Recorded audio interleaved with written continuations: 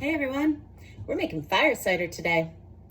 This is an incredible concoction that you can make at home, and it's pretty affordable and way more affordable than health insurance is. And it's probably the best health insurance you could afford yourself, that is widely accessible to the masses because it comes from food. Food is medicine.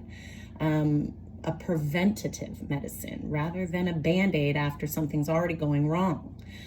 A lot of the ingredients in this recipe are going to be things you recognize and pack a powerful punch when it comes to anti-inflammatory responses, and a lot of them are considered antimicrobial, which means that it's going to fight bacteria and fight virus. What better a year to start making fire cider than this year? This immune activating concoction has a long history. It's been around a really long time, and there's lots of different versions of it, depending on how spicy you want it to be, how much of a punch you want it to pack. One of the really interesting things I just learned about it from Dr. Viva Ram. Shout out to Dr. Viva Ram. If you don't know her, go follow her. She's got tons of great information on health and wellness. But she just recently told a story about fire cider that I didn't know. At one point, a company tried to patent the name fire cider, and they started suing herbalists for making their own fire cider and calling it fire cider.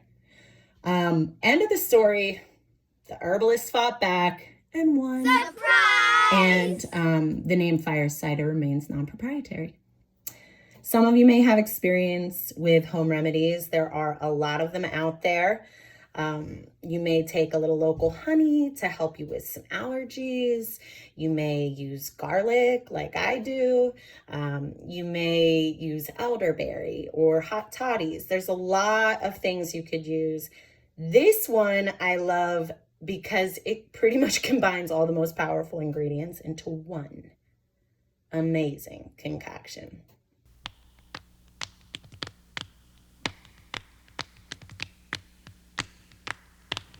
Okay, to walk you through the ingredients, we have horseradish. I have 2 of these. I'm not sure if I'm going to use them both yet. I have ginger. We have 2 lemons. Make sure they're organic because we're going to use the zest as well as the juice.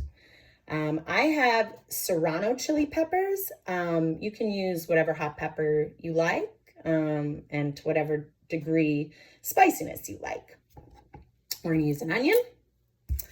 And we're going to use some turmeric, some garlic, and apple cider vinegar. Get the organic raw stuff. It's worth it. You want to see that cloudy stuff at the bottom. That's good. And then we also have some raw honey that's local. This one is Bumbleberry Farms, which is from Somerset, which is only an hour away from me. The more local, the better with honey. And then as far as supplies, mason jar. I'm going to use a metal straw, but you could use a chopstick, a butter knife, anything long and straight. We're going to be using that to make sure all the air is out at the end. And a food processor. Or if you don't have a food processor, you can use a grater, or you can just chop. And in that case, I would use gloves. If you're going to be touching these things, because turmeric will turn your hands orange, really orange, like Cheeto hands. And there's just a lot of spicy stuff going on, so that can get under your nails and that can really burn and be uncomfortable, especially if you touch your eyes or your face, which I know you're not supposed to do right now. The horseradish and the ginger, I'm going to skin first, but the turmeric, I'm going to leave with the skin on. I really like this skinny little grater that I would normally use for Parmesan. That's what I use to zest. I don't even bother with my zester anymore because it's too hard to clean. So we're just gonna do this zesting to 2 lemons to start. Next, I'm going to peel my horseradish. I have a garbage can right here that you can't see that I'm just gonna peel it directly into. And then we'll kind of chop this up a little bit smaller if you're using a food processor and into chunks so we can grate it. And if you're grating it, you'd still want to peel it and then just work it through your grater. Be careful. I just grated my finger. All right. And my other horseradish. I'm thinking I'm going to use both of these. Honestly, you can measure if you want. Me, I'm not big on measuring. I like to just eyeball it and use what I have. I don't like to waste anything. So if something tells me use half of an onion, I might just throw the whole onion in there. I probably won't throw a whole onion in this one because to me, that's not the star of the show. You know, nothing against onions, but the garlic, the ginger, the turmeric, the lemon, the apple cider vinegar, you know, there's a lot of stars of this show. Okay, now we're gonna work with the ginger. We have to peel this, and I like to use a knife for that.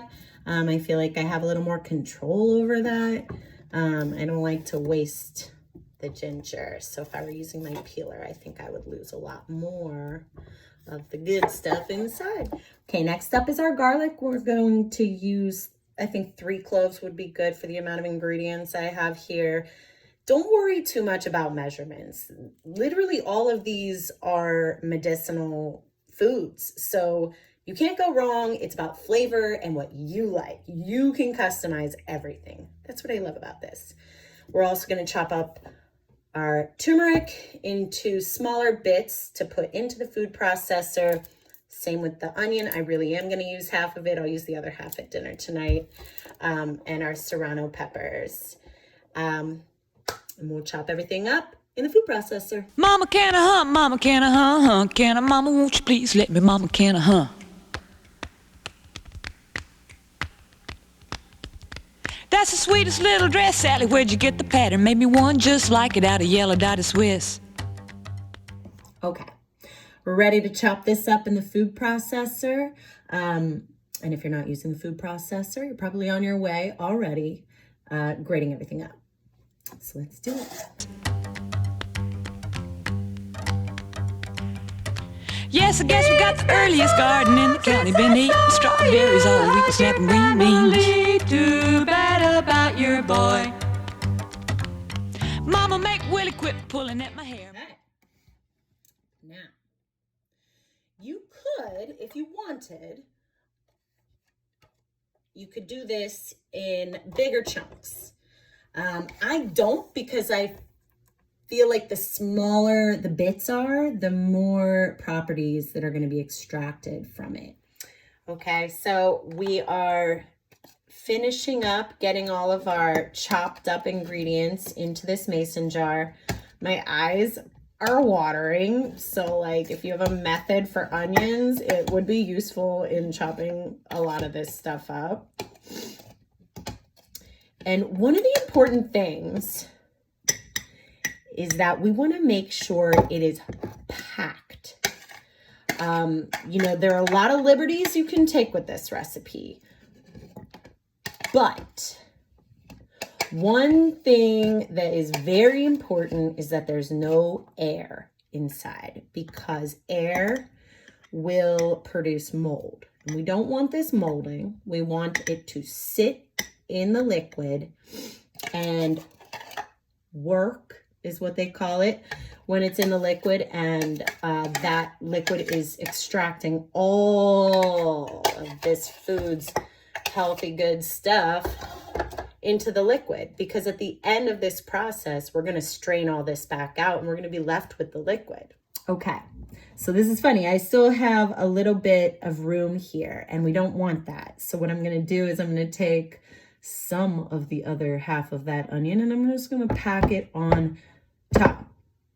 And then after that, I'll put our lemon zest on top of that. And then we can get our liquids in there. Okay. I'm packing the last of this onion in. And now we're where we want to be. I have this packed. I'm pressing down on it to make sure we really have it stuffed in there. And now we're going to take our apple cider vinegar, which give it a little zhuzh. All right, so we zhuzh it And we're gonna start pouring. I almost forgot the lemon zest. We do not want to do that. Okay. Lemon zest going in. Packing those little tiny nooks and crannies with the last bits of delicious medicine. All right. I'm going to start pouring this. And as it goes in, it's going to create a few air pockets here and there. And that's when we're going to use our straw or our chopstick or whatever we chose. It's working its way down. I'm also going to leave a little room for some lemon juice. This thing lasts for months in the fridge. And so what I like to do is just make one big batch in the beginning of the season. And that carries us through all of the cold and flu season. So I'm squeezing my lemon juice back into that same bowl I used for the lemon zest. And I'm going to retrieve all of the seeds out of this because I know I'm not using an actual juicer. I don't know. I find there's not a lot of need for all of these extra kitchen gadgets. Although a juicer would probably be nice, but there are so many things in the kitchen that we just don't need that a knife does everything for. Okay, get my lemon juice in there. Ooh, we are to the brim. Now, this is an important part. We want to make sure it's to the brim. We want to make sure the liquid is covering all the way to the top. So let's get any air bubbles we have in here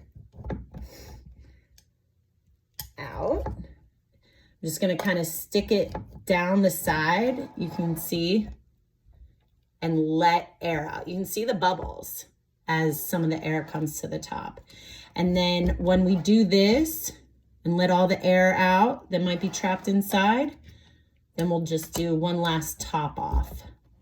Mama, can I hum? Mama, can I hum? Hum? Mama, won't you please let me? Mama, mama, can I hum?